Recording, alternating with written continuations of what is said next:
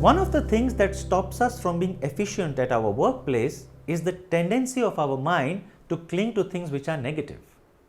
For example, I give you 10 compliments, but at the end of it I say, your nose looks a little bent. And if you meet me after a few days, what's the first thing that comes to your mind? The first thing you will think is, this person is the one who said my nose is a little bent. Just observe how our mind is working. The mind has dropped the 10 compliments that I gave you. The mind has clung to the one negative remark that I have given you. Which means what? Mind has a tendency to cling to things which are negative.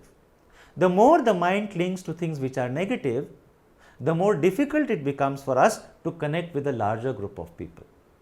On my first job, after 6 or 7 months, I went to my boss and I said, I'm going to quit my job. So he says, why? What is it that's wrong? I said, everything is wrong in this organization. Nothing works right.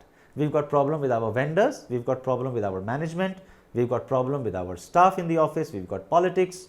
So there are too many problems, I can't work in this organization. So my boss was very nice to me. He made me sit down for some time, got me a nice cold drink so that I can cool down.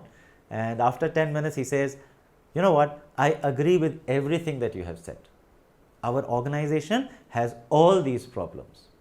But do you know, because we have a problem, you have a job. And that's the day when I realized we are all in any organization to solve the problems of that organization. However, because our mind tends to cling to things which are negative, many times rather than being part of the solution, people end up becoming part of the problem.